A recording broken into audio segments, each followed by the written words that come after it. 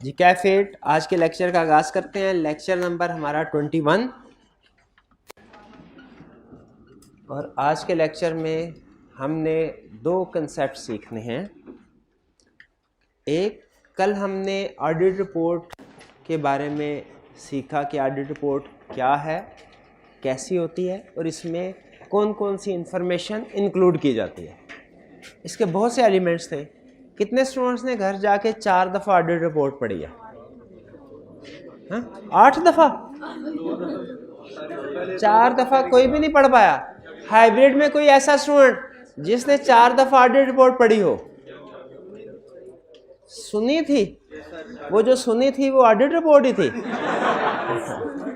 मुझे नहीं लगता। कितने स्टूडेंट्स ने 3 दफ़ा ऑडिट रिपोर्ट पढ़ी है? 3 दफ़ा। और कितने स्टूडेंट्स ने 2 दफ़ा ऑडिट रिपोर्ट? और कितनों ने 1 दफ़ा? 4 दफ़ा गए थे। 1 दफ़ा तो चले अगर अभी 1 दफ़ा जिन स्टूडेंट्स ने 1 दफ़ा पढ़ी है वो आज जाके 3 दफ़ा पढ़ लें। जिन्होंने 2 दफ़ा पढ़ी है वो आज घर जाके 2 दफ़ा पढ़ लें। जिन्होंने 1 दफ़ा पढ़ी है 3 दफ़ा पढ़ी, घर जाके 1 दफ़ा पढ़ी, यानी जो भी आपकी डेफिशिएंसी थी आज पूरी कर लीजिए। जिन्होंने नहीं पढ़ी वो 4 दफ़ा पढ़ने फिर है। रिपोर्ट के अंदर सब बहुत से एलिमेंट्स हैं। सबसे अहम एलिमेंट्स क्या है? ओपिनियन। ओपिनियन के चेंज होने की वजह सबसे बड़ा जो अहम एलिमेंट है वो ओपिनियन एलिमेंट होता है। तो हम टाइप्स ऑफ ओपिनियन पढ़ेंगे आज कि रिपोर्ट में कितनी तरह के ओपिनियन हो सकते हैं। एक रिपोर्ट में होगा एक ही ओपिनियन, ये नहीं कि मल्टीपल ओपिनियंस होंगे, लेकिन वो एक ओपिनियन कौन सा होगा, ठीक है, ये स्टडी करेंगे आज। फिर हम चैप्टर 4, ये हमारा चैप्टर 4 होता है ऑडिट रिपोर्ट का, इसको यहाँ पे थोड़ी देर के लिए क्लोज करके नेक्स्ट चैप्टर 14 की तरफ चले जाएंगे, कंफर्मेशन। वो हम स्टार्ट करेंगे और फिर कंफर्मेशन का चैप्टर कंप्लीट करेंगे। फिर इसके बाद एक और एनालिटिकल प्रोसीजर का चैप्टर होगा, उसको कंप्लीट करेंगे। फिर उसके बाद हम हो सकता है कि वापस फिर चैप्टर 4 पे आए। क्यों, ये भी मैं आपके साथ रीज़न डिस्कस करूंगा। फिलहाल प्लान आज का शेयर कर रहा हूँ आपके साथ, ठीक है। अच्छा, अब आगे चलने से पहले, यानी टाइप्स ऑफ ओपिनियन की तरफ चलने से पहले, मैं ये इवेल्युएट करना चाहता हूँ कि क्या हमारे स्टूडेंट को बेसिक अंडरस्टैंडिंग है कि एक ऑडिट रिपोर्ट में किस तरह की इंफॉर्मेशन इंक्लूड की जाती है, ऑडिट रिपोर्ट कैसी होती है और उसमें किस तरह की इंफॉर्मेशन इंक्लूड की जाती है। अब ऑडिट रिपोर्ट को ज़रा साइड पे रख दीजिए, साइड पे रख दें, बैग में रख दें कहीं, ठीक है। अब मैं आपसे कुछ क्वेश्चन पूछता हूँ ज़बानी कलाम में। जी, सबसे पहले मेरे भाई आप मुझे बता दीजिए, ऑडिट रिपोर्ट में डिफरेंट एलिमेंट्स होते हैं, हर एलिमेंट की हेडिंग देता है या नहीं देता? हेडिंग देता है। आप मुझे बता दीजिए कुछ एलिमेंट्स के नाम जो ऑडिट रिपोर्ट में इंक्लूड किए जाते हैं। ओपिनियन, शाबाश। बेसिस ऑफ ओपिनियन, कि जिससे पूछ रहा हूँ वही बताए कि audit matter, other information, management responsibility, auditor responsibility, other legal requirements की ऑडिट मैटर हो गया। अच्छा, फिर इसके अलावा कुछ इंफॉर्मेशन ऐसी, ये तो है पैराग्राफ्स, ये क्या है? इनके अलावा भी कुछ इंफॉर्मेशन होती है जो कुछ इंफॉर्मेशन रिपोर्ट के स्टार्ट पे इंक्लूड की जाती है, कुछ इंफॉर्मेशन रिपोर्ट के एंड पे इंक्लूड की जाती है। जी मेरे भाई आप बताइए, रिपोर्ट के स्टार्ट में कौन सी इंफॉर्मेशन होती है? उसका टाइटल, के टाइटल स्टार्ट में मुराद पैराग्राफ फॉर्म में नहीं, ऊपर लाइंस में टाइटल उसका क्या, ऑडिटर्स रिपोर्ट है। और एड्रेस ही, एड्रेस ही क्या है कि रिपोर्ट किसको एड्रेस की जा रही है, ठीक है, वो मेंबर्स ऑफ कंपनी। ये दो चीजें होती हैं स्टार्ट में, टाइटल और एड्रेस ही। कुछ इंफॉर्मेशन होती है एंड पे। एंड पे क्या? Signature, name of engagement partner, date, शाबाश, और प्लेस यानी सिटी नेम, प्लेस, ये इंफॉर्मेशन। बिल्कुल ठीक, शाबाश शाबाश। जी मेरे भाई आप ये बताइए, ओपिनियन सेक्शन में क्या इंफॉर्मेशन इंक्लूड की जाती है? ऑडिट रिपोर्ट के ओपिनियन सेक्शन में ये स्टार्ट में आता है कि एंड में? पहले स्टार्ट में पहला सेक्शन हमारा यही होता है। इसमें क्या इंफॉर्मेशन इंक्लूड होती है? इसमें हम ओपिनियन देते हैं कि अनमोडिफाइड है हमारा ओपिनियन या और क्या इंफॉर्मेशन होती है? इसमें आइडेंटिफाइंग इंफॉर्मेशन होती है, ऐसी इंफॉर्मेशन जिससे पता चल सके हम ओपिनियन किस चीज पे दे रहे हैं, किस साल पे दे रहे हैं, किस क्लाइंट का दे रहे हैं। ठीक है, तो इसमें इंट्रोडक्टरी इंफॉर्मेशन भी होती है ओपिनियन में, आइडेंटिफाइंग इंफॉर्मेशन होती है बेसिकली। वो ओपिनियन के बाद जो नेक्स्ट पैराग्राफ होता है वो कौन सा होता है? तो जिससे पूछूं वो बताएं, बाकी अपने जहन में इसको दोहराएं। ओपिनियन के बाद कौन सा पैराग्राफ होता है? बेसिस और opinion. Basis of opinion paragraph में क्या इंफॉर्मेशन होती है? ओपिनियन किस बेस पे दिया? भाई ISS की बेस पे दिया है, कोड ऑफ एथिक्स की बेस पे दिया है, हमारे पास सफिशिएंट एप्रोप्रिएट एविडेंस है उसका, हम इंडिपेंडेंट हैं। ठीक है, अच्छा ये तो हो गया, एक हो गया ओपिनियन, एक हो गया बेसिस ऑफ ओपिनियन। अच्छा, यूजर के लिए सबसे अहम एलिमेंट कौन सा होता है रिपोर्ट में? ओपिनियन। शाबाश शाबाश शाबाश। अच्छा, बेसिस ऑफ ओपिनियन के अलावा कोई और एलिमेंट बता दीजिए रिपोर्ट में अपनी मर्जी। की ऑडिट मैटर। की ऑडिट मैटर, इसमें क्या फाइनेंशियल स्टेटमेंट का जिक्र होता है? नहीं, वो तो हमारा ओपिनियन सेक्शन में जिक्र होता है। तो की ऑडिट मैटर में किसका जिक्र होता है? फाइनेंशियल स्टेटमेंट्स का नहीं, एरियाज का, बड़े बड़े एरियाज का, जिसको कहता है मोस्ट सिग्निफिकेंट। क्या कहता है? Most significant. ऐसे नहीं कहना, अच्छा मोस्ट सिग्निफिकेंट, धीरे से प्यार से, मोस्ट सिग्निफिकेंट। की ऑडिट मैटर में कौन से एरियाज आते हैं? Most significant areas. इसमें फाइनेंशियल स्टेटमेंट का जिक्र नहीं होता। फाइनेंशियल स्टेटमेंट का जिक्र तो होता है ओपिनियन सेक्शन में, इसमें एरियाज होता है की ऑडिट मैटर में। क्या सारे एरियाज होते हैं? कौन से एरियाज होते हैं? Most significant. अच्छा, इसकी पहचान आपको बता दूं कौन सा मोस्ट सिग्निफिकेंट होगा। जो आपको ऑडिट में सबसे मुश्किल लगा हो वो की ऑडिट मैटर है, वो मोस्ट सिग्निफिकेंट हो गया, वो की ऑडिट मैटर है। जैसे आपने CA में जितने भी पेपर दिए उनमें से मोस्ट सिग्निफिकेंट कौन सा था? अच्छा, लाजमी नहीं कि आप एक ही एरिया बताएं, आप 2 या 3 भी बता सकते हैं, लेकिन 3 से ज्यादा नहीं। क्यों? क्योंकि मोस्ट का मतलब ही यही होता है कि 1 या 2 या ज्यादा से ज्यादा 3। ये थोड़ी है कि सारे के सारे मोस्ट होंगे। जैसे वो प्राइवेट स्कूल में जाए ना, पहली दूसरी क्लास में होता है, कितने बच्चे? 20। फर्स्ट कितने आए? 20। सारे ही फर्स्ट आते हैं। ऐसे ही होता है ना, घर जाके सारे के वालिदैन। उस तरह नहीं, मोस्ट का मतलब सारे एरियाज नहीं, बल्कि कौन से? 1 या 2 या 3 जो सबसे मुश्किल हो। अब बताइए, अभी तक के CA कैरियर में मोस्ट सिग्निफिकेंट सब्जेक्ट आपका कौन सा रहा? Business law, most significant. अच्छा, और आपका कौन सा रहा? Cost and management accounting. और FAR2, आपका FAR2। अच्छा, यहाँ से आपका टैक्स भी, FAR2 भी, बिजनेस लॉ भी, इकोनॉमिक्स भी हैं, इंग्लिश भी। नहीं, ये हाँ, ये इनका कुछ मसला लग रहा है, इतने एरियाज मोस्ट सिग्निफिकेंट नहीं हो सकते। अच्छा, इससे हमें एक अहम चीज का पता चला। एक तो हम ये इसके ऊपर डिसाइडेड है ना कि की ऑडिट मैटर्स में एरियाज आते हैं, फाइनेंशियल स्टेटमेंट नहीं आती, वो तो फिर, और इसमें सारे एरियाज नहीं आएंगे मोस्ट सिग्निफिकेंट। अच्छा, अहम चीज जो हमें ये पता चली वो ये कि मोस्ट सिग्निफिकेंट हो सकता है इस क्लाइंट के लिहाज से कोई और हो, इस क्लाइंट के लिहाज से कोई और हो, इस क्लाइंट के लिहाज से कोई और हो। कैसा पॉसिबल है? बिल्कुल पॉसिबल है। इसलिए जब आप डिफरेंट कंपनीज की फाइनेंशियल ऑडिट रिपोर्ट देखेंगे ना, तो एक ऑडिट रिपोर्ट में की ऑडिट मैटर कुछ और होंगे, दूसरी में की ऑडिट मैटर कुछ और होंगे। इसमें कोई प्रॉब्लम की बात नहीं है, ये क्लाइंट टू क्लाइंट वेरी करता है। जैसे स्टूडेंट टू स्टूडेंट वेरी करता है ना कि मोस्ट सिग्निफिकेंट कौन से हैं, उसी तरह ये क्लाइंट टू क्लाइंट भी वेरी करता है। तो जो ऑडिटर की जजमेंट है उसे उस ऑडिट में जो सबसे ज्यादा प्रॉब्लमेटिक लगे हों वो उन एरियाज का जिक्र कर देता है। लेकिन क्या सिर्फ की ऑडिट मैटर में, मुझे ये बताइए, कॉर्नर वाले भाई, क्या उसमें सिर्फ ये लिखा होता है कि कौन सा एरिया की ऑडिट मैटर है, या के उसके प्रोसीजर भी बताए जाते हैं? प्रोसीजर्स भी बताए जाते हैं। शाबाश। क्या आपने उस एरिया को एड्रेस करने के लिए क्या प्रोसीजर परफॉर्म किया? अच्छा मुझे बताएं, उस एरिया के लिए जितने भी प्रोसीजर थे क्या सारे बताए जाएंगे?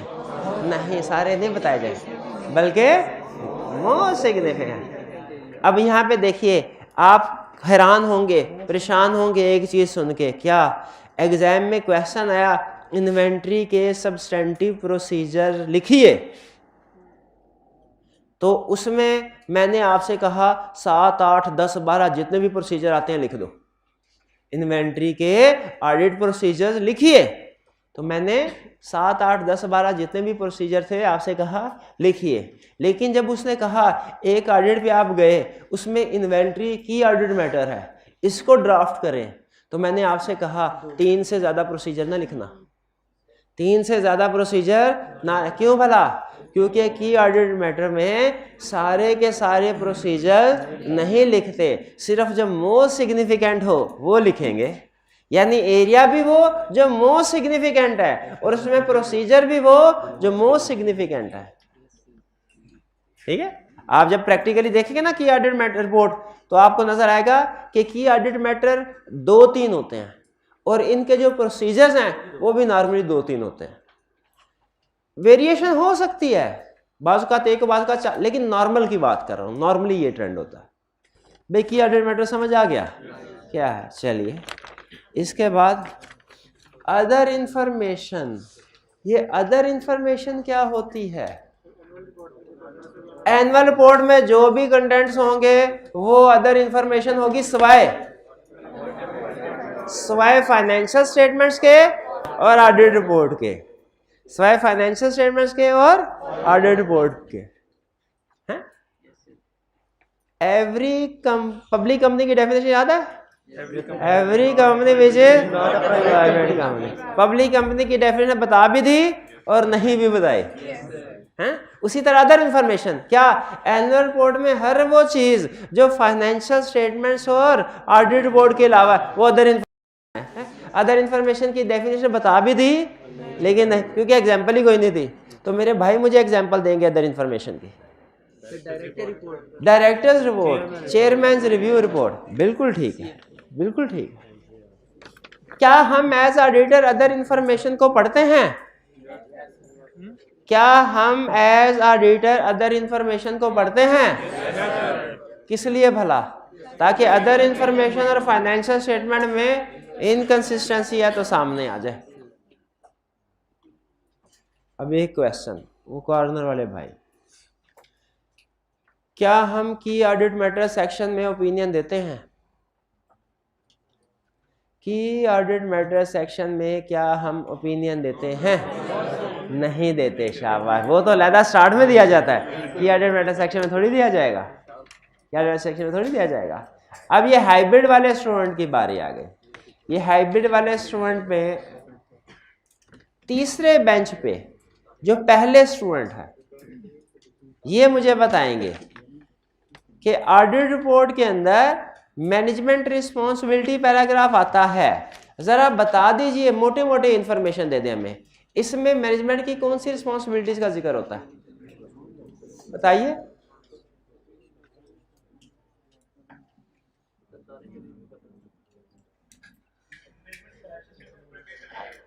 के प्रिपरेशन ऑफ फाइनेंशियल स्टेटमेंट की रिस्पॉन्सिबिलिटी का जिक्र, शाबाश। और इंटरनल कंट्रोल का भी जिक्र होता है? इंटरनल कंट्रोल का जिक्र होता है? प्यारे भाई बता दीजिए, मैनेजमेंट रिस्पॉन्सिबिलिटी वाले सेक्शन में फाइनेंशियल स्टेटमेंट का जिक्र होता है, हमने मान लिया। क्या इंटरनल कंट्रोल का जिक्र होता है? भाई यस या नो कर दें हाइब्रिड वाले। होता है, बिल्कुल ठीक है, शाबाश। अच्छा, फाइनेंशियल स्टेटमेंट का जिक्र भी होता है, इंटरनल कंट्रोल का जिक्र भी होता है। स्पेसिफिक रिस्पॉन्सिबिलिटीज में से एक रिस्पॉन्सिबिलिटी का जिक्र होता है, वो कौन सी? गोइंग कंसर्न की। शाबाश शाबाश।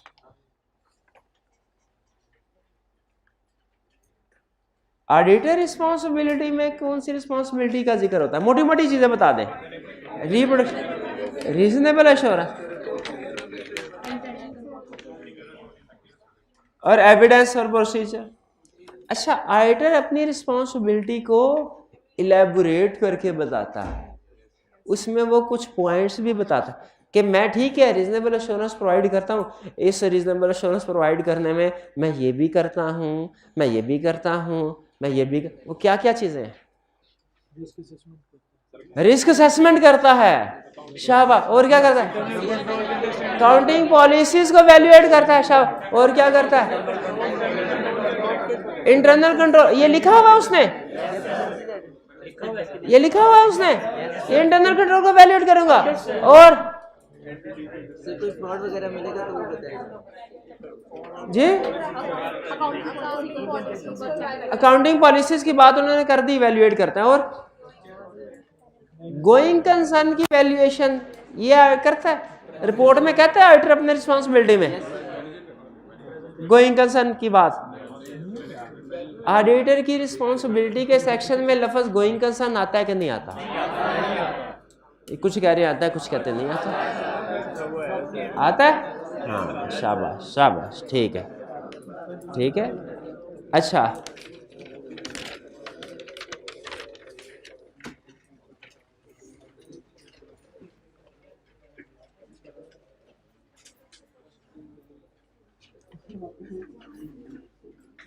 ऑडिटर अपनी रिस्पॉन्सिबिलिटी के सेक्शन में ये कहता है कि मैंने दो बातें डायरेक्टर्स को बताई हैं, दो बातें डायरेक्टर्स को बताई हैं। वो दो बातें कौन कौन सी हैं?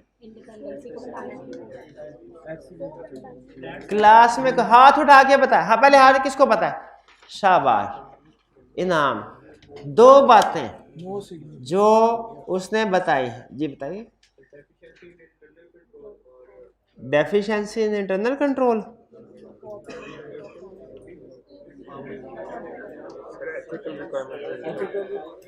नहीं भाई, आप बताइए। ऑडिटर की इंडिपेंडेंस और एक और नहीं, और रेलिवेंट एथिकल रिक्वायरमेंट, ये तो एक हो गया। और ये एक ही पॉइंट है, planning scope and timing of the audit, ठीक है।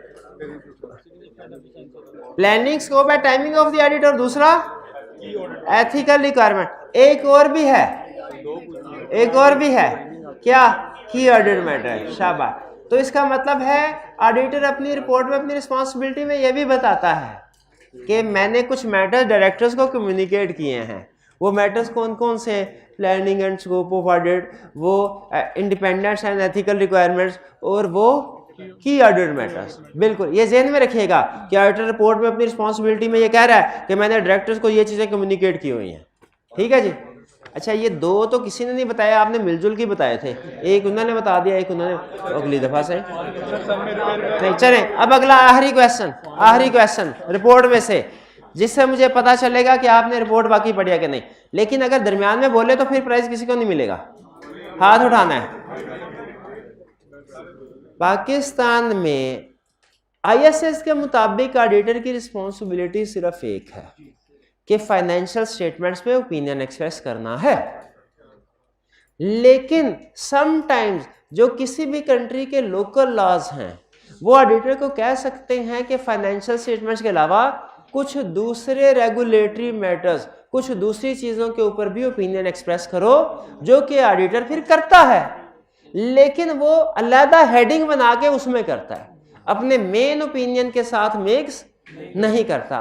क्या कोई स्टूडेंट बता सकता है कि पाकिस्तान में फाइनेंशियल स्टेटमेंट्स के अलावा और कौन कौन से मैटर हैं जिस पे ऑडिटर ने ओपिनियन एक्सप्रेस करना होता है? वन बाय वन, पहले वो भाई ने उठाया जी।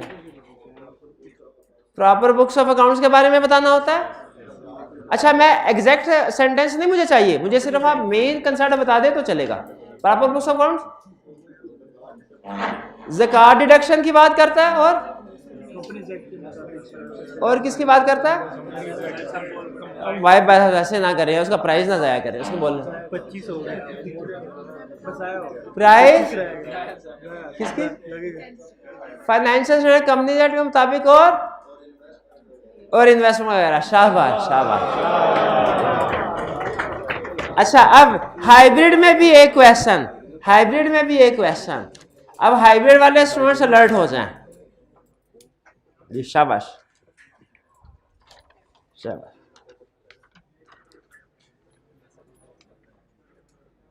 पाकिस्तान में ऑडिटर फाइनेंशियल स्टेटमेंट्स के अलावा और किन किन मैटर्स पे ओपिनियन एक्सप्रेस करता है?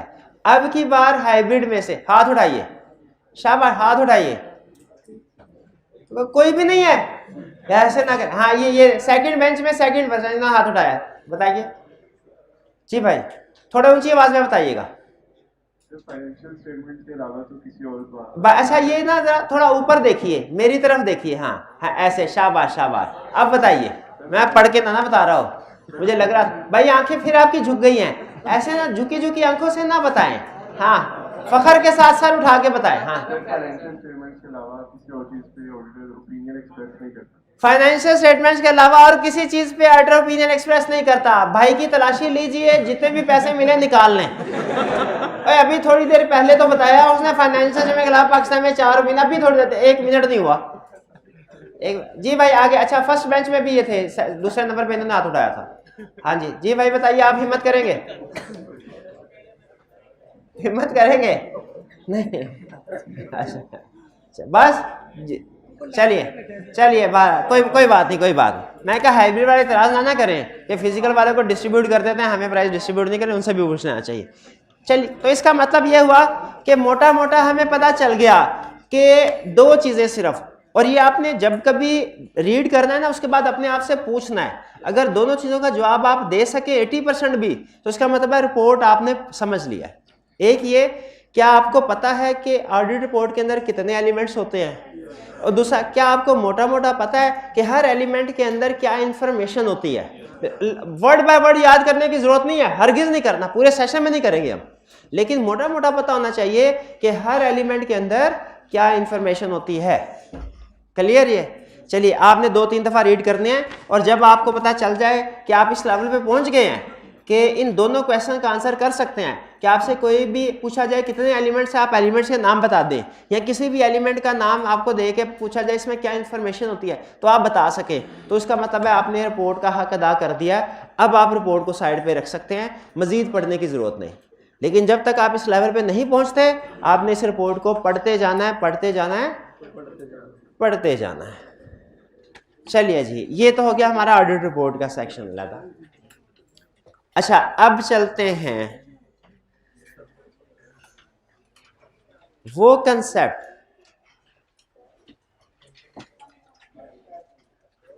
नोट्स वगैरह नहीं मिले। अच्छा, ये अभी आपको डिस्ट्रीब्यूट कर देते हैं। वो भाई हैं टीए बैठे हुए हैं, चलिए वो भी कॉपी करवा रहे होंगे, अभी आपको डिस्ट्रीब्यूट कर, क्लास एंड तक इंशाल्लाह आपको मिल जाएंगे।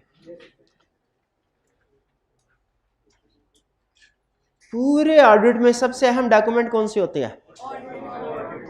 पूरी ऑडिट रिपोर्ट में सबसे अहम एलिमेंट कौन सा था? और ओपिनियन कोई एक तरह का नहीं होता, ओपिनियन की डिफरेंट टाइप्स होती हैं। आप मुझे बता सकते हैं काउंटिंग में वो कौन सा कंसेप्ट है जो आपकी काउंटिंग के पहले टॉपिक से लेके जब आप चार्टर्ड अकाउंटेंट बनने के लिए एग्जाम देंगे, आखिरी काउंटिंग का पेपर, उसका जो आखिरी टॉपिक होगा उसमें भी वो कंसेप्ट यूज होता है, डेबिट एंड क्रेडिट का रूल। शाबाश। और मुझे बताइए, अगर किसी को डेबिट और क्रेडिट का रूल ना आता हो और वो कहे मैं चार्टर्ड अकाउंटेंट हूँ, आप मानेंगे? कभी भी नहीं मानेंगे। ठीक है, ये वो चीज़ है जो सबसे पहले सिखाई जाती है और एंड तक चलती है। जिस तरह अकाउंटिंग में डेबिट और क्रेडिट यूज होता है ना हर टॉपिक में, उसी तरह ऑडिट में भी एक कंसेप्ट है जो हर टॉपिक में, हर चैप्टर में तकरीबन यूज होता है। वो क्या है? वो है डिसाइडिंग टाइप ऑफ ओपिनियन। ये डिसाइड करना कि किस सिचुएशन में कौन सा टाइप ऑफ ओपिनियन होगा। ये उतना ही अहम है जितना अकाउंटिंग में डेबिट क्रेडिट का रूल। आप ऑडिट में सब कुछ भूल जाए ना, फिर भी आपको माफी है, लेकिन जिस दिन आप ये कंसेप्ट भूल गए ना, इसकी माफी नहीं है। वो चार्टर्ड अकाउंटेंट तो दूर की बात, वो ऑडिट का भी स्टूडेंट नहीं है जिसको ये कंसेप्ट ना पता हो। कौन सा कंसेप्ट? टाइप ऑफ, के किस सिचुएशन में कौन सा, यानी ओपिनियन की कितने हैं और किस सिचुएशन में कौन से टाइप ऑफ ओपिनियन दिया जाएगा, ये ऑडिट का सबसे अहम कंसेप्ट है। अगर कोई आपसे पूछे पूरे ऑडिट में कैश भी सीफे भी मिला के बताओ, पूरे ऑडिट में सबसे अहम कंसेप्ट कौन सा है, आप क्या कहेंगे? ये के टाइप्स ऑफ ओपिनियन कितने हैं और किस सिचुएशन में कौन सा ओपिनियन दिया जाता है, ये सबसे अहम। जितना अकाउंटिंग में डेबिट क्रेडिट का कंसेप्ट अहम है, उतना ही ऑडिट में टाइप ऑफ ओपिनियन का कंसेप्ट अहम है। लेकिन एक फर्क है, डेबिट क्रेडिट जितना मुश्किल है ना, टाइप्स ऑफ ओपिनियन उससे 10 गुना ज्यादा आसान है। आसान 10 क्या बल्कि 100 गुना ज्यादा आसान है, 5 मिनट में क्लियर हो जाता है। लेकिन हम फिर भी इसको 15-20 मिनट में समझाएंगे, उससे बहुत ज्यादा आसान, बहुत ज्यादा आसान, ठीक है। लेकिन ये ध्यान में रखिएगा, ये तकरीबन ऑडिट के हर चैप्टर में आएगा। इसीलिए मैं आगे कोई भी चैप्टर में जाने से पहले इस कंसेप्ट को कवर करना चाह रहा हूं। इस कंसेप्ट के बगैर कोई भी चैप्टर मैं नहीं पढ़ा सकता आपको, क्योंकि हर चैप्टर में ये होगा कि ऐसे है तो ये ओपिनियन, ऐसे आपको पता ही नहीं होगा क्या ओपिनियन होता क्या है, ये वाला ओपिनियन क्या है, तो आप नहीं पढ़ सकेंगे। स्टार्ट करें जी।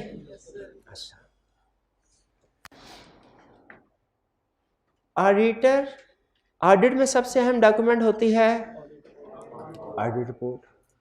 ऑडिट रिपोर्ट में सबसे अहम एलिमेंट होता है ओपिनियन। और ये कहा जाता है कि ऑडिटर की प्रोफेशनल लाइफ का सबसे अहम डिसीजन, सबसे बड़ा डिसीजन ये डिसाइड करना होता है कि मैंने ये जो ऑडिट किया है, जिसकी मैं रिपोर्ट बना रहा हूं, इसमें ओपिनियन कौन सा दूं।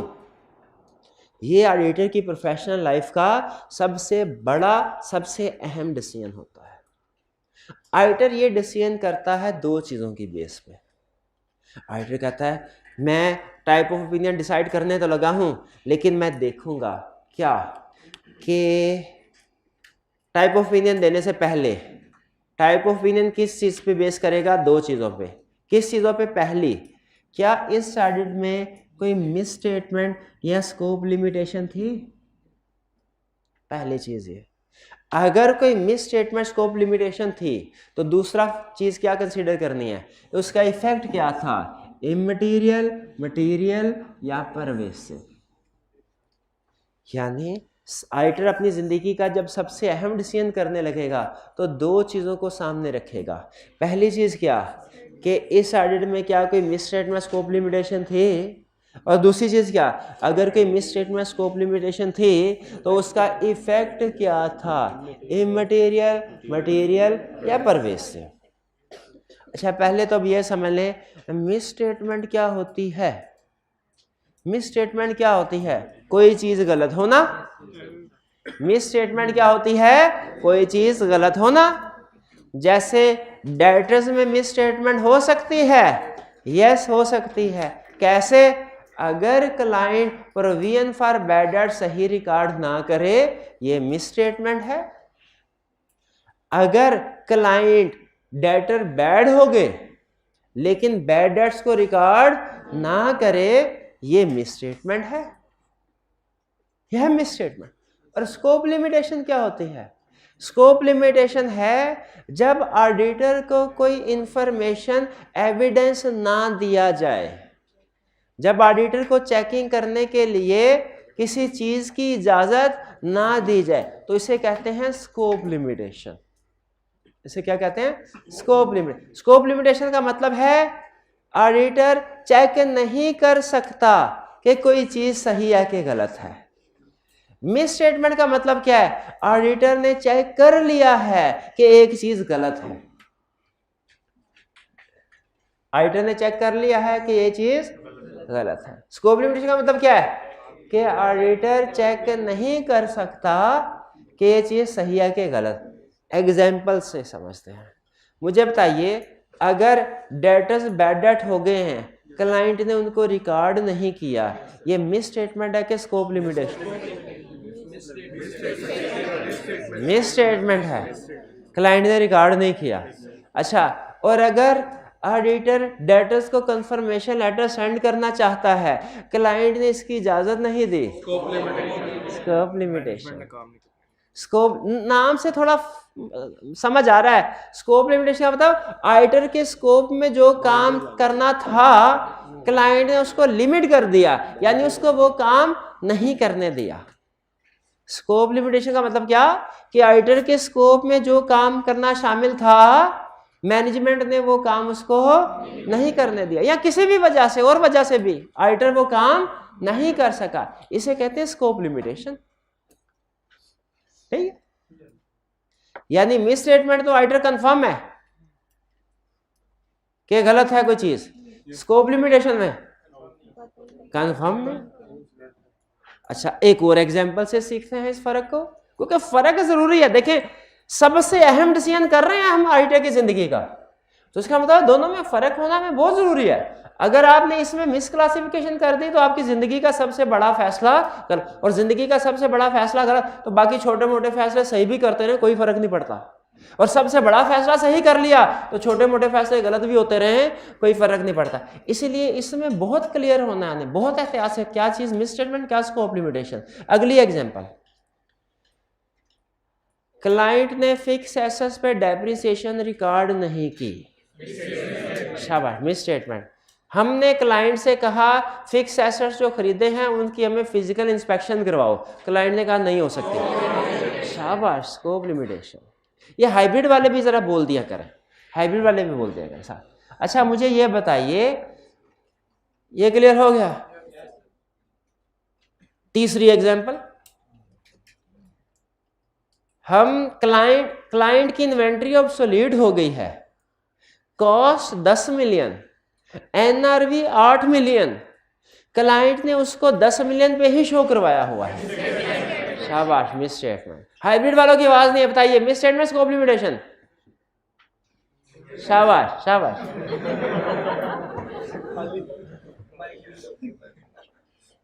और अगर क्लाइंट, हमने ये क्लाइंट से कहा कि जो ड्यूरिंग द ईयर तुमने इन्वेंट्री परचेज की है ना, इसकी इनवाइसेस दिखाओ, हम कास्ट वेरीफाई करें। क्लाइंट ने कहा सर क्या बताएं आपको, एक रात ऐसा हुआ हम घर में सो रहे थे और ऑफिस में अचानक आग भड़क उठी, उसमें सारी इनवाइसेस जल गई, तो अब इनवाइस कोई नहीं हमारे पास, क्या है? अच्छा, मुझे बता सकते हैं ये वाली आग वाली स्कोप लिमिटेशन और जो पहले क्लाइंट ने कहा था मैं कंफर्मेशन लेटर सेंड नहीं करने दूंगा, इस वाली स्कोप लिमिटेशन में फर्क क्या है? एक में मैनेजमेंट का कसूर है, एक में नहीं है, बस ठीक है, दोनों स्कोप लिमिटेशन। भाई मिस स्टेटमेंट स्कोप लिमिट में फर्क समझ आया?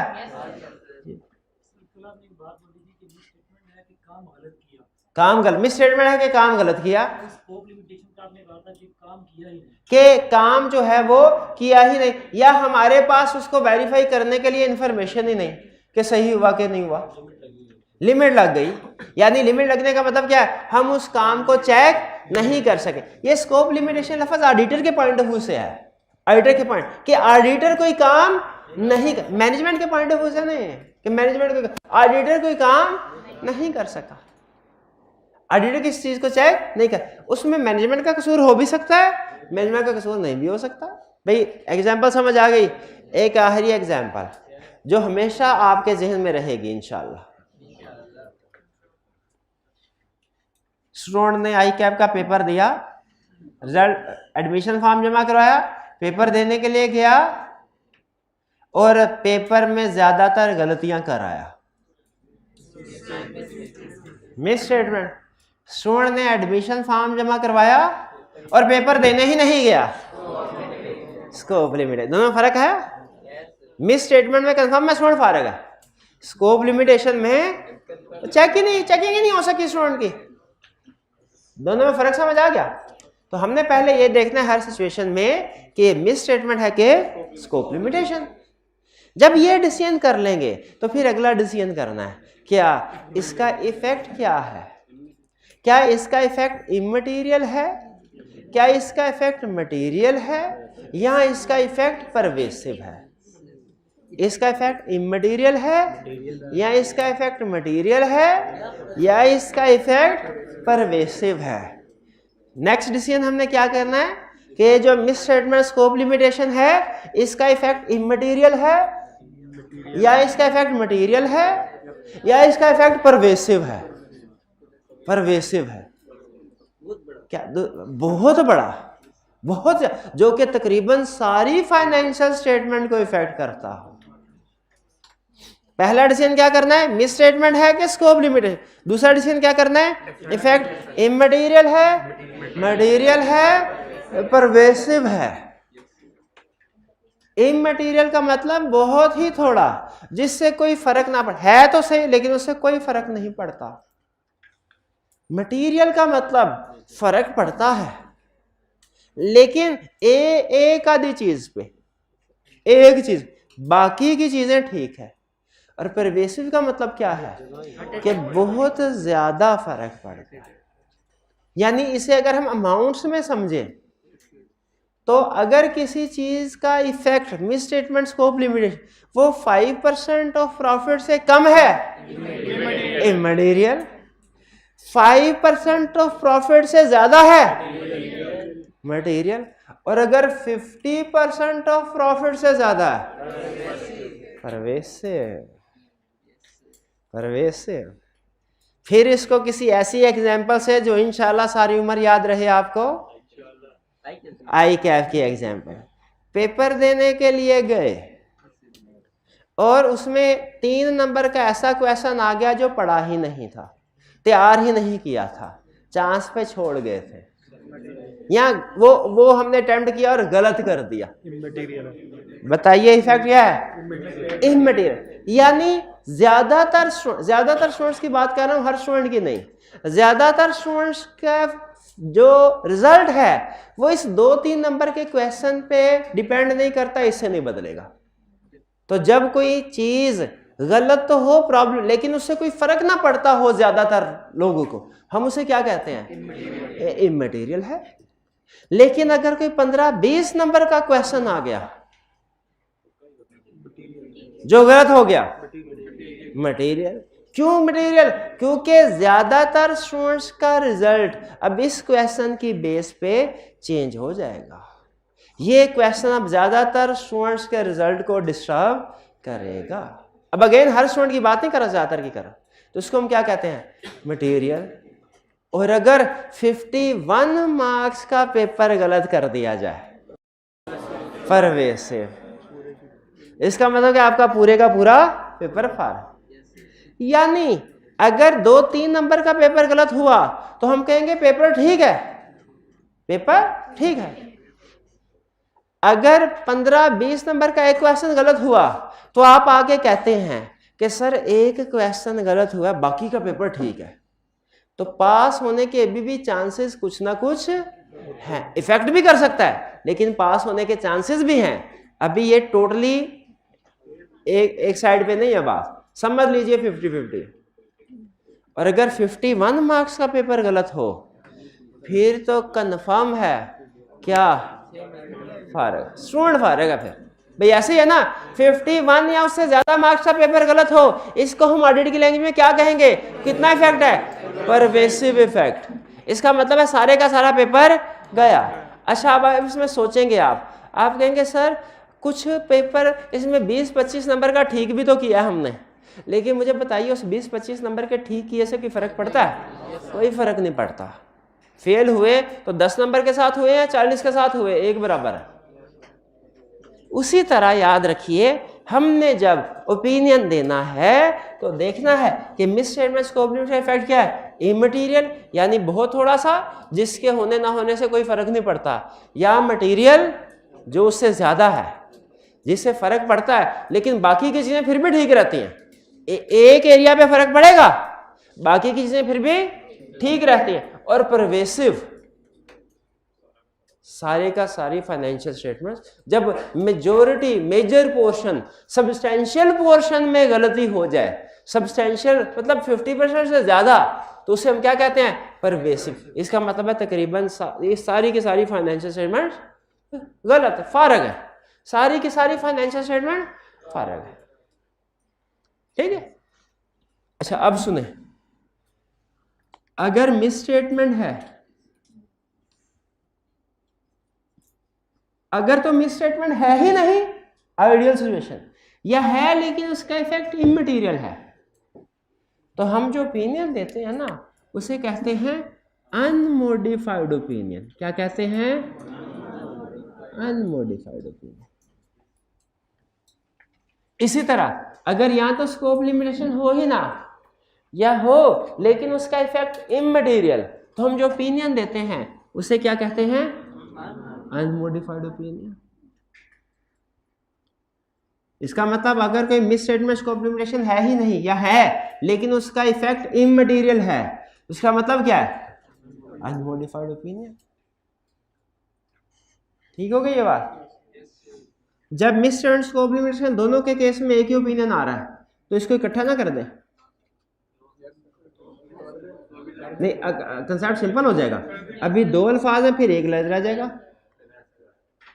ऐसे कर लेते हैं, कोई बात दो तो वो भी ठीक है, वो भी ठीक है। कि जब कोई मिस स्टेटमेंट स्कोप लिमिटेशन है ही नहीं, या है लेकिन उसका इफेक्ट इमटेरियल है, कौन सा ओपिनियन? आगे चलते हैं। जब कोई मिस स्टेटमेंट है और उसका इफेक्ट मटेरियल है, अच्छा अनमोडिफाइड, अनमोडिफाइड में पता है आपको ऑडिटर के अल्फाज क्या होते हैं? Financial statements give true and fair view in all material respects. Financial statements give true and fair view in all material respects, यानी सब कुछ ठीक है। अच्छा जरा सोचें, थोड़ा बहुत गलत भी होगा। जिस स्टूडेंट के पेपर में 70 नंबर आते हैं उसे 30 नंबर का हो सकता है कुछ, या कुछ वैसे, लेकिन उसे फर्क नहीं पड़ता, फर्क नहीं पड़ता, पास हो गया तो ठीक है। तो इसका मतलब यह हुआ फाइनेंशियल स्टेटमेंट्स में अगर थोड़ा बहुत गलती इमटेरियल हो, यानी 2-3% की, तो हालांकि मिस स्टेटमेंट है लेकिन वो ज्यादातर यूजर्स के लिए इग्नोरेबल होती है। इमटेरियल का मतलब इग्नोरेबल, नॉट इंपॉर्टेंट, ज्यादा इंपॉर्टेंट नहीं होते। तो हम हालांकि थोड़ी बहुत इक्का दुक्का मिस स्टेटमेंट्स स्कोप लिमिटेशन होगी, लेकिन हम ओपिनियन क्या देते हैं? Financial statements give true and fair view. फिर आगे चलते हैं। अगर मिस स्टेटमेंट है, उसका इफेक्ट मटेरियल है, यानी 5% ऑफ प्रॉफिट से ज्यादा, तो हम जो ओपिनियन देते हैं उसको कहते हैं क्वालिफाइड ओपिनियन।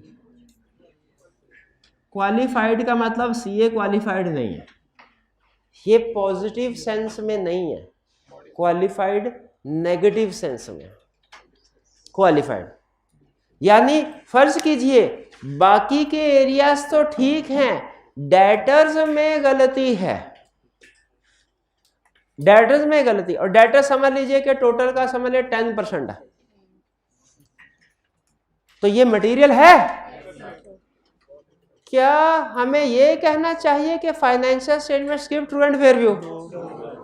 अच्छा ध्यान में रखिएगा, बाकी की चीजें ठीक है डेटर्स के अलावा, डेटर्स गलत है, बाकी की चीजें ठीक है, और गलती 5% ऑफ प्रॉफिट से ज्यादा की है।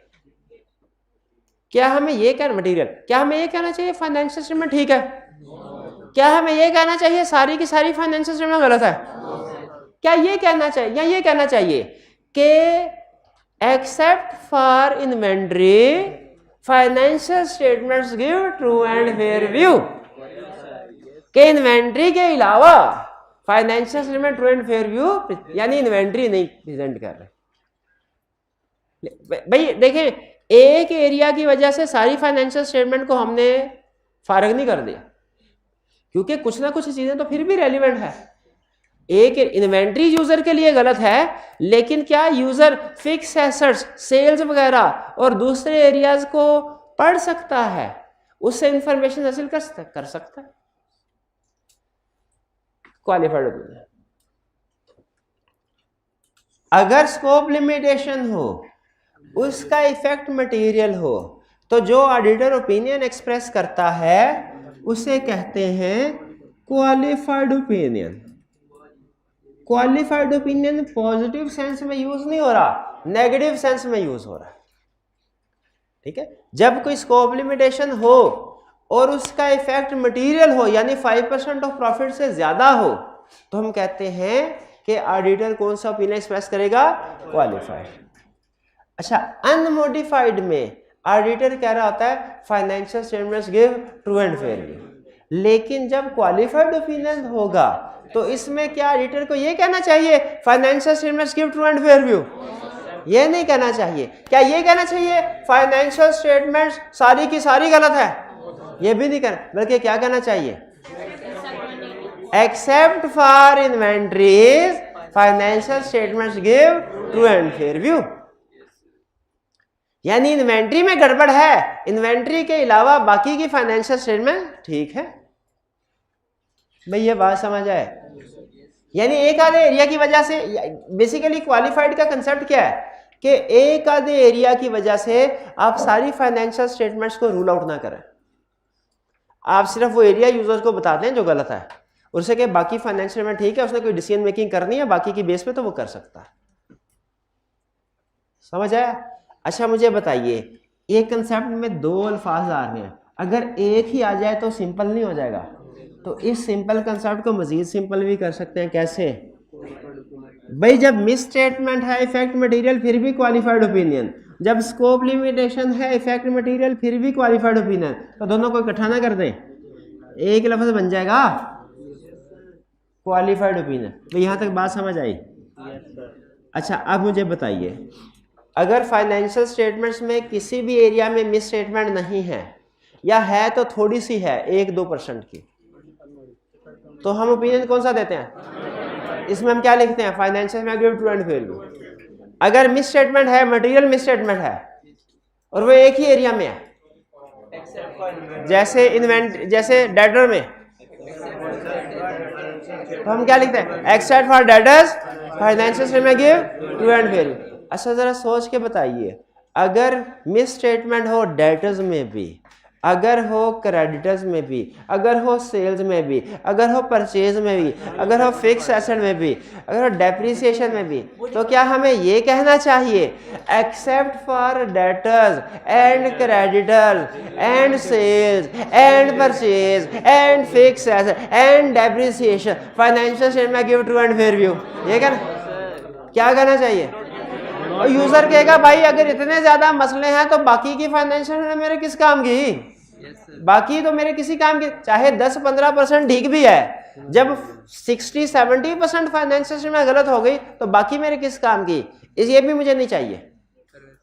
तो जब मिस स्टेटमेंट हो इसका इफेक्ट परवेसिव का मतलब substantial portion of financial statements गलत है, मोर देन 50% गलत है। तो जैसे हमारा मोर देन 50% पेपर गलत हो जाए तो फिर बाकी का पेपर हमारे किसी काम का नहीं रहता।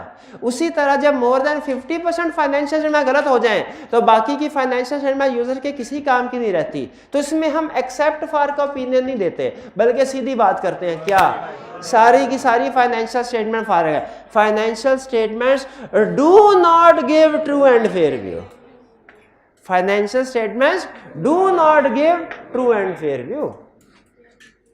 इस ओपिनियन को कहते हैं, जब मिस स्टेटमेंट हो इफेक्ट परवेसिव हो, इसको कहते हैं एडवर्स ओपिनियन।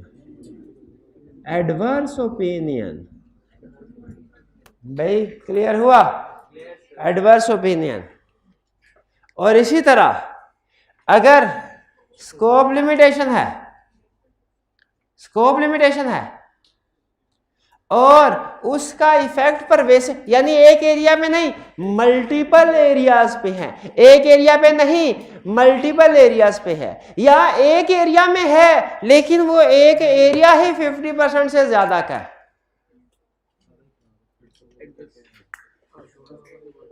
ये बात समझ आई? Material misstatement scope limitation क्या होगी? जो 5% से कम हो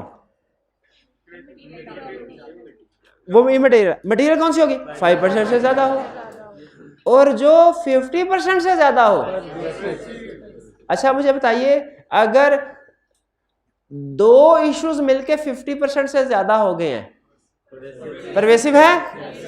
और अगर एक ही इशू है वो अकेला 50% से ज्यादा का है। बाजू का ऐसा होता है ना, किसी मैन्युफैक्चरिंग कंपनी के बैलेंस शीट देखे ना, उसमें फिक्स एसेट्स टोटल एसेट्स का 80% होते हैं। बाजू का ऐसे भी होता है।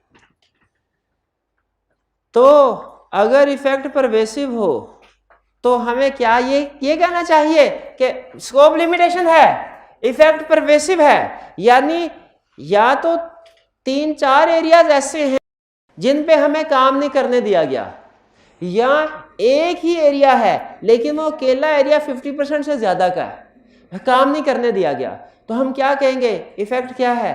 परवेसिव। जब स्कोप लिमिटेशन हो, इफेक्ट परवेसिव हो, तो ऑडिटर जो ओपिनियन देता है उसे कहते हैं disclaimer. Disclaimer of opinion. Disclaimer of opinion. Disclaimer of opinion में बताइए 3 ऑप्शन दे रहा हूं, 4 ऑप्शन दे रहा हूं, जिसने सही ऑप्शन सेलेक्ट कर लिया उसने ये सारा कंसेप्ट समझ लिया। लेकिन पहले 4 ऑप्शन सुनिए फिर बोलना। डिस्क्लेमर ऑफ ओपिनियन में ऑडिटर रिपोर्ट में ओपिनियन सेक्शन में क्या लिखता होगा? पहली option, financial statements give true and fair view. अच्छा। दूसरी option, except for fix assets financial statements give true and fair view. ये भी नहीं, क्योंकि इससे लग रहा है कि बाकी की फाइनेंशियल में ठीक। अच्छा। तीसरी ऑप्शन, ऑडिटर कहेगा financial statements do not give true and fair view. Fourth option, auditor कहेगा we are unable to verify financial statement. अल्फाज में फर्क समझ आया? We are unable to verify financial statement, या कहेगा we do not express an opinion. We do not express an opinion. We do not express an opinion. पता ही नहीं, बात समझ आई? अच्छा मुझे बताइए, क्या आप इस काबिल है कि अब समझ लें कि मिस स्टेटमेंट और स्कोप लिमिटेशन में क्या फर्क है? क्या आप क्वेश्चन में बेसिक अगर इंफॉर्मेशन आपको दी जाए, सारी इंफॉर्मेशन क्वेश्चन के अंदर मौजूद हो, तो आप अंदाजा लगा सकते हैं कि मिस स्टेटमेंट स्कोप लिमिटेशन का इफेक्ट इममटेरियल है, मटेरियल के परवेसिव। ये 2-3 रूल्स बताए, 5% वाला और मल्टीपल वाला। 2 उसूल बताए, 5% वाला और सिंगल और मल्टीपल वाला। ठीक है, 5% ऑफ प्रॉफिट से कम है तो 5% ऑफ प्रॉफिट से ज्यादा है तो, और 50% से ज्यादा तो परवेसिव। अच्छा, बाज़ औक़ात क्वेश्चन में अमाउंट्स नहीं दी होती, अमाउंट्स नहीं दी होती, तो फिर हम 5% या 50% का रूल नहीं लगा सकते। फिर दूसरा रूल लगता है क्या, कि अगर मल्टीपल एरियाज में प्रॉब्लम है तो परवेसिव, और अगर सिंगल एरिया में प्रॉब्लम है तो मटेरियल भी हो सकता है, परवेसिव भी हो सकता है। ये बहुत मुश्किल पॉइंट था, नहीं समझ आया ना? ना नहीं समझ आया, दोबारा सुने। क्वेश्चन में क्या पहचान लेंगे आपके मिस स्टेटमेंट है कि स्कोप लिमिटेशन है। फिर उसके बाद क्या ये क्वेश्चन में अगर इंफॉर्मेशन सारी क्वेश्चन के अंदर मौजूद होगी, उस इंफॉर्मेशन से अंदाजा लगा लेंगे कि इसका इफेक्ट इममटेरियल है कि मटेरियल के परवेसिव। अगर अमाउंट्स दी हैं तो अमाउंट्स वाला रूल लगेगा, अमाउंट्स नहीं दी तो सिंगल मल्टीपल वाला रूल लगेगा। अगर अमाउंट्स दी हुई है 5% से कम है, 5% ऑफ प्रॉफिट से ज्यादा तो 50% ऑफ प्रॉफिट से ज्यादा तो परवेसिव। और अगर अमाउंट्स नहीं दी हुई और मल्टीपल एरियाज में प्रॉब्लम है तो परवेसिव। और अगर सिंगल एरिया में प्रॉब्लम है तो मटेरियल भी हो सकता है, परवेसिव भी हो सकता है, क्योंकि कुछ कंपनीज में सिंगल एरिया पूरे फाइनेंशियल स्टेटमेंट के 80-90% के बराबर होता है। भाई बात समझ आई? तो फिर बताइए जल्दी से, मिस स्टेटमेंट है, इफेक्ट इममटेरियल, ओपिनियन बताइए। मिस स्टेटमेंट है, इफेक्ट मटेरियल, मिस स्टेटमेंट है, इफेक्ट परवेसिव, स्कोप लिमिटेशन है, इफेक्ट इममटेरियल, जल्दी, unmodified, scope limitation affect material, miss statement affect pervasive, खा गए मार, खा गए, मिस स्टेटमेंट है effect pervasive, adverse, scope limitation है इफेक्ट मटेरियल, स्कोप लिमिटेशन है इफेक्ट परवेसिव, डिस्क्लेमर, डिस्क्लेमर, ठीक है। अच्छा, अब क्लियर हो गया। जो मेरे सवाल का जवाब देगा, पहले हाथ उठाए, जवाब कौन देगा? पहले सवाल, चले पहले सवाल। अगर मैं आपसे कहूं, कंसेप्ट ना आई कैप उल्टा पलटा के पूछता है, उल्टा पलटा के पूछता है, तो एक उल्टा के क्वेश्चन, एक पलटा के। पहला, अगर मैं आपसे कहूं मिस स्टेटमेंट है इफेक्ट मटेरियल, मिस स्टेटमेंट है इफेक्ट परवेसिव, ये तो सीधा क्वेश्चन। अब उल्टा पलटा के, अब ये जो बताएगा उसे इनाम। वो कौन सी सिचुएशन है जिसमें ऑडिटर एडवर्स ओपिनियन देता है? हाथ उठा कर, वो भाई के 50 रुपए मर गए। जब मिस स्टेटमेंट हो और उसका इफेक्ट परवेसिव हो। अच्छा, वो कौन सी सिचुएशन है जिसमें auditor disclaimer of opinion express करता है? जब स्कोप लिमिटेशन हो और उसका इफेक्ट परवेसिव हो। अच्छा, अब वो कौन सी सिचुएशन है जिसमें ऑडिटर क्वालिफाइड ओपिनियन एक्सप्रेस करता है? जब मिस स्टेटमेंट है, स्कोप लिमिटेशन हो और उसका इफेक्ट मटेरियल। भाई इतने 50 के नोट नहीं है मेरे पास। ये कंसेप्ट समझ आ गया। अब आखिरी क्वेश्चन, हमने तो पढ़ा था ओपिनियन अनमोडिफाइड हो सकता है, मॉडिफाइड, सारे पढ़ लिए, मॉडिफाइड किधर गया? मॉडिफाइड असल में टाइप ऑफ ओपिनियन नहीं है, ग्रुप ऑफ ओपिनियन है, ग्रुप ऑफ ओपिनियन। ये जो तीनों ओपिनियन है ना, ये वाले तीनों, इनको कलेक्टिवली कहा जाता है मॉडिफाइड ओपिनियन। और आपने, आपके लिए ये टर्म इस्तेमाल करना जायज नहीं है। आपने कभी भी जिंदगी में या पेपर में लिखते हुए मॉडिफाइड ओपिनियन की टर्म यूज नहीं करनी। मॉडिफाइड ओपिनियन की जब कभी टर्म, और कोई भी टर्म यूज कर लेना तो आपको समझ आए आप क्या, इसको टाइप ऑफ ओपिनियन का कंसेप्ट नहीं आता क्या इसको? हाँ, पेपर में पता क्या आता है? पेपर में स्टूडेंट कहता है केस आ गया, बताओ इसमें कौन सा टाइप ऑफ ओपिनियन होगा? स्टूडेंट कहता है यार सर ने समझाया था मिस स्टेटमेंट स्कोप लिमिटेशन, पता नहीं अभी ये मिस स्टेटमेंट स्कोप लिमिटेशन, मैंने घर जाके प्रैक्टिस नहीं की, पढ़ाई नहीं था, मुझे नहीं पता चला कि मिस स्टेटमेंट स्कोप, नहीं पता चला एग्जाम में।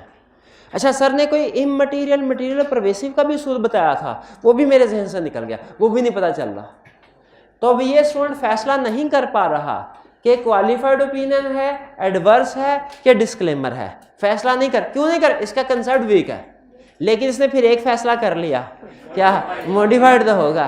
तो उसने क्वेश्चन में पूछा था टाइप ऑफ ओपिनियन बताओ कौन सा होगा, स्टूडेंट ने लिख दिया मॉडिफाइड ओपिनियन। बताइए क्या एग्जामिनर मार्क्स देगा? नहीं देगा। आपको मॉडिफाइड ओपिनियन सिर्फ इसलिए सिखाई जाती है कि कोई इस्तेमाल करे ना कोई दूसरा, तो आपको पता चल जाए कि वो क्या कहना चाह रहा है। आपने ये टर्म कभी इस्तेमाल नहीं करने, आपने हमेशा स्पेसिफिक टाइप बताना है। सर इस सिचुएशन में या तो क्वालिफाइड ओपिनियन होगा या एडवर्स होगा, या क्वालिफाइड होगा या डिस्क्लेमर होगा।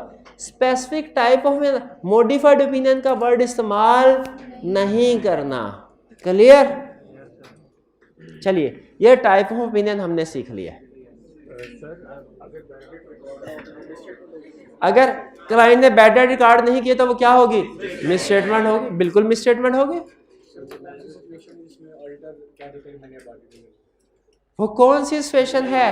अच्छा, इसने कहा सर शाबाश, इसने कहा सर एक सिचुएशन और भी होती है जब ऑडिटर कहता है मैं ऑडिट करता ही नहीं। लेकिन देखिए वो मैंने इधर पता क्यों नहीं कवर करवाई, इधर नहीं है वो सिचुएशन, इसलिए नहीं कवर कर क्योंकि उस जब ऑडिटर ऑडिट करेगा ही नहीं तो क्या रिपोर्ट देगा? जब रिपोर्ट ही नहीं देगा तो ओपिनियन भी नहीं देगा। वो एक अलग सिचुएशन है। वो सिचुएशन होता है जब मैनेजमेंट उसे बहुत तंग करे। जब मैनेजमेंट ऑडिटर को बहुत ज्यादा तंग करे तो ऑडिटर क्या कहता है, मैं ऑडिट करता ही नहीं, मैं तंग आ गया आपसे, मैं ऑडिट करता ही नहीं। हाँ, वो आगे क्या करेगा वो सीखेंगे। भाई ये बात समझ आ गई, ये टाइप ऑफ ओपिनियन। अच्छा, एक एग्जांपल के साथ जो आपको इंशाल्लाह याद रहेगी।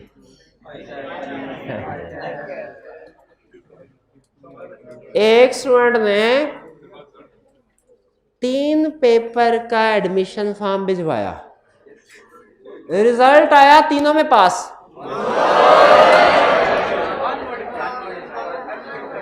कौन सा ओपिनियन? अच्छा, 2 में पास, 1 में फेल।